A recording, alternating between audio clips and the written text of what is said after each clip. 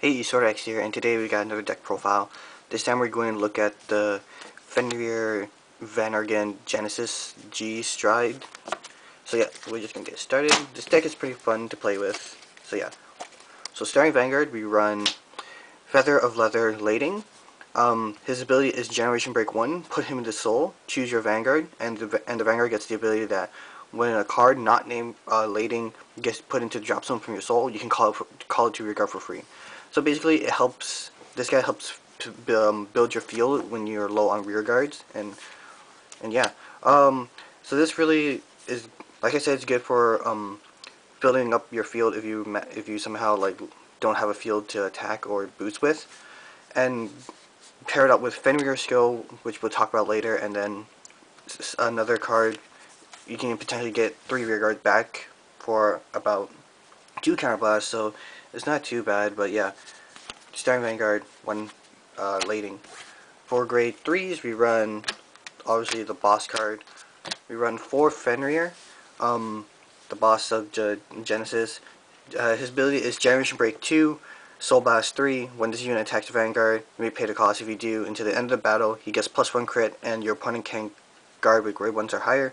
So basically, it's Glory Effect, or you say Yggdrasil, because Yggdrasil is about the same, except it's Soul Blast 6. But yeah, Glory Effect is always good. Only problem is you have to be in Generation Break 2, so that's mean you have to stride twice in order to get the ability off. But when you do, it's going to be devastating because can't guard grade 1, so it forces them to drop grade 0s in order to guard. And then his second ability is when you stride on this unit, you soul charge 3, then your Vanguard gets the ability that Counterblast 1 when the card is put to the drop zone from your soul, pay the cost, and call it to rear guard. So like Leyding, you get to call something from your drop zone, from your soul when it's placed in the drop zone, but it's Counterblast 1 instead of Leyding's, which is for free. But it's still good. Again, fills up your field. So yeah, 4 Fenrir. Next we run 3 Minerva. She's the backup grade 3, and honestly I think she's also a finisher as well because of Limit Break ability. So her ability is Limit Break 4, Counterblast 1, Soul Blast 3, and then discard 3 cards. At the end of that this unit attacks, you pay the cost. If you do, you stand Minerva, and she gets plus 5k until end of turn. So pretty good. She's a restander. Restanders are always good because there's a lot of pressure for Vanguard to attack twice. So yeah, and then she gets plus 2. She gets plus 2k if you have Angelica in the soul, but we're not running Angelica, so she's only going to be 11k. Yeah, so run 3 because she's a pretty good finisher and a lot of pressure because she attacks twice. And yeah, and Limit Break, so in case someone's playing the grade 2 game, you're not bound by anything. You just gotta get to Limit Break 4. Finally, we run 1 Yatagarasu. She is basically my tech card. She's also a pretty good backup. Her ability is Limit Break 4 again, so again, not bound by anyone playing the grade 2 games, so you can just rush them. Soul Blast 9, so it's a hefty cost, but it's Genesis, you'll be fine. You're going to get a lot of soul. When this unit attacks the Vanguard, you may pay the cost. If you do, you draw 2 cards, then you choose 2 your Genesis rear guards and stand them. So basically you're getting another column to attack with again, and it's pretty much your opponent's going to have to deal with another attack or 2 attacks depending on which two rear guards you stand. And then her other ability is that during the battle, when this unit is attacked, when your Genesis Guardian is put to the drop zone, you put that card into the soul. So basically, what is it? Cinder? The Apple Witch Cider? Cider, yeah. It's like Apple Witch Cider when something's put in the Guardian Circle, it goes straight into your soul instead of the drop zone. So yeah, it helps build soul. And it's just Lord, but it doesn't matter. For grade 2, we run the Amber Clone, Unappeasable Biter Gleipnir. So his ability is that you Counterblast 1, when this unit attacks the Vanguard and is boosted, you may pay the cost. If you do, you Soul Charge 3. Then, if you drop cards from the Soul to the drop zone on that turn, you draw a card. So basically, you want to attack with this guy last. So you do a rear guard, then Fenrir or whoever Vanguard that does the soul blasting, and then this guy, because then you get the draw card. So this card, so you're getting a lot of draw power from this guy if you soul blast early before he attacks. And yeah, he also helped build soul. So getting a huge soul with this deck is not going to be a problem at all. Next we run 4 of Jormungand. Jormungand is a pretty interesting card. He's also a really good card because his ability is Generation Break 1.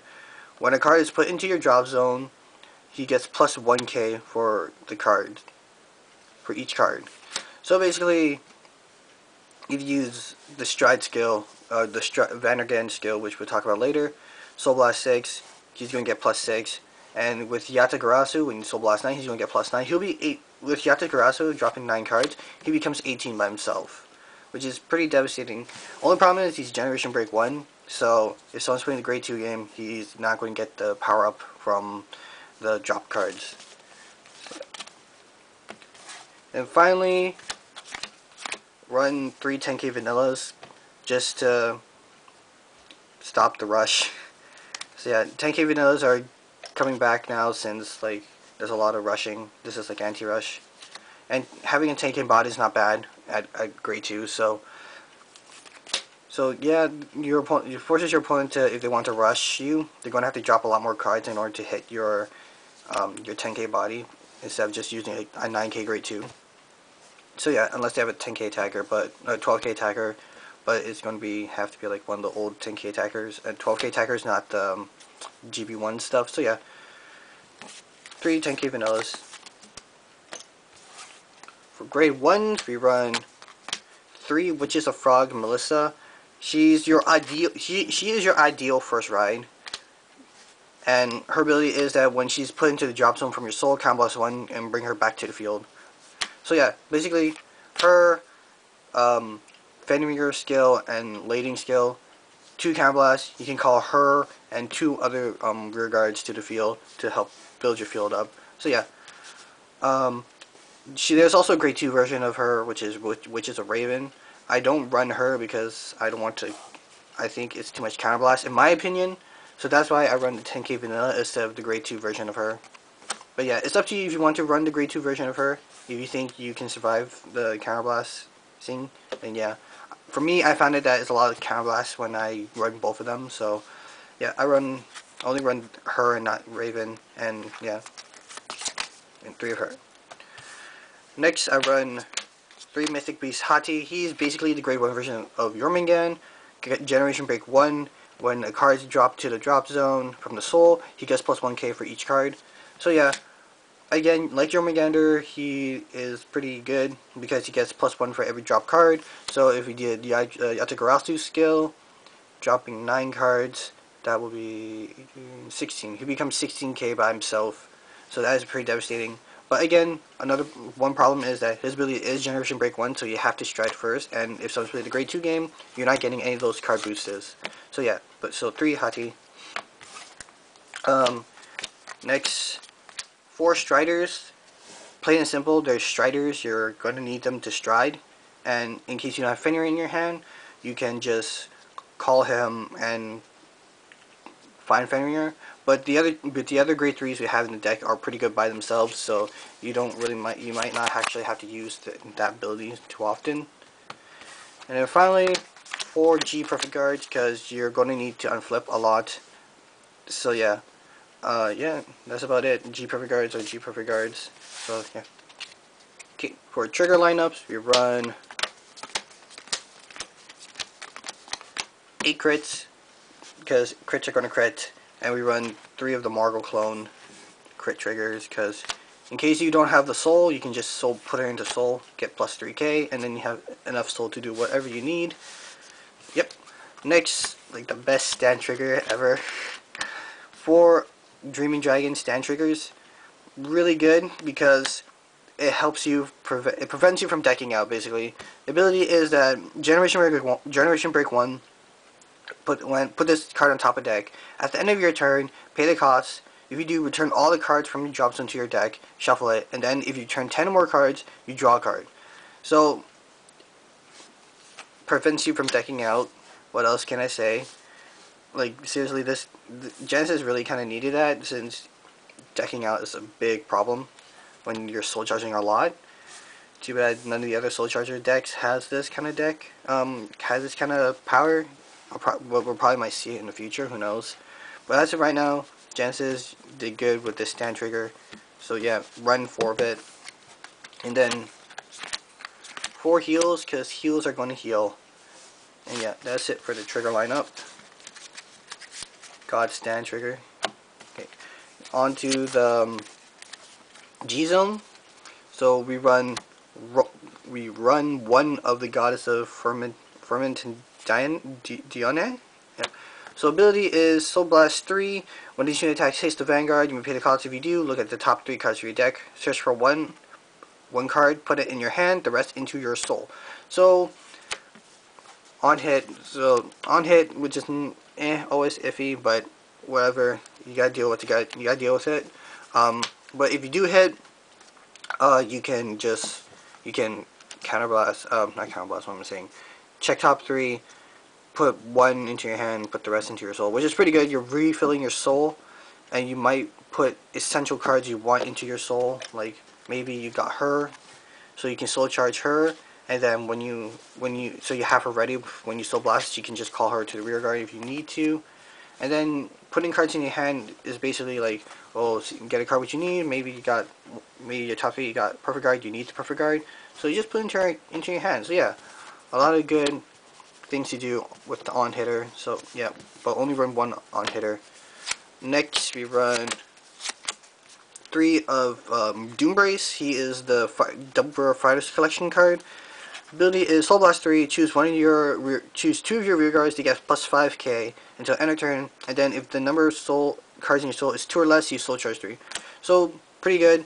I often don't ride into stride onto him much, because I usually use her as first stride, and then Vanargandr twice, and then I just leave it up to Fenrir to do his glory skill.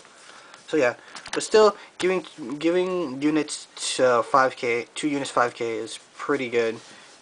It's like another stage, so it's another 5k to block or anything like that. So yeah, 3 Doombrace, and then finally the main stride of the deck. You run 4 Vanargandr or Mr. I See the Future. I'm going to stack triggers before I even check them. Yeah, he's pretty good. So ability is Generation Break 2, so he's going to be your second stride. Soul Blast 6 and Persona Flip. So when this unit attacks the Vanguard, you pay the cost. If you do, before you drive check, you check the top 4 cards and then rearrange them however you want. You can choose to put some in the cards on the bottom of the deck, some on the top of the deck, but you can rearrange your drive checks. So basically, it plays games with your opponent. It's like, oh, am I going into... But your opponent guards before you do your drive check. So yeah, it kind of plays with your opponent. It's like, oh man, he's going to check. He's probably going to get triggers, and he's going to stack the triggers. So yeah, plays a lot of mind games with your opponent. So yeah. Most of the time I do like getting triple drive checks on all triggers is always fun, but you always get that one trigger where it's like one check. You always get that one check where it's like you get nothing. So basically you're like, oh man, I got nothing. So either you just put them all to the bottom, or try to fill resources in your hand. If you didn't get anything good, or maybe you got a perfect guard, you're just gonna put the perfect guard on top because you need it. And yeah, but stacking triggers are always fun. So, ideal lineup, field formation. You have Fenrir right here. You need Gleipnir, and then probably some kind of booster. We're just going to put Hati. Or you can even use Melissa, but Hati here. So this column is essential if you want to get refueling your column, your soul again. Fenrir is basically your main first grade 3 ride until late game. Then you can do whatever you want with him. As for this column, you can either use Jormungand, or even the 10k body if you want. Either or one of these two, so it's fine. and then a booster behind that, or leave it empty. So then I would usually attack with the rear guard first, because we do run the stand trigger. Then we attack with Fenrir, Vanargandr, striding, all that. Then we attack with the Vanguard, Soul Blast 6. If I have Melissa in the Soul, where's Melissa? Where did I put you? Have Melissa in the Soul, probably Soul Blast her to put her behind, just in case I do get that stand trigger. I have that boost now. And yeah, just keep. This is the ideal. If I get the stand trigger, awesome. Stand plus 5 here. It becomes 17, 22 column. And then if it's Generation Break, he gets plus 6k for Soul Blasting 6. So he is 7, 4, 13 plus 9. And then this will be 13, 9, math. 20 something. I believe it's 20 something. I could be wrong.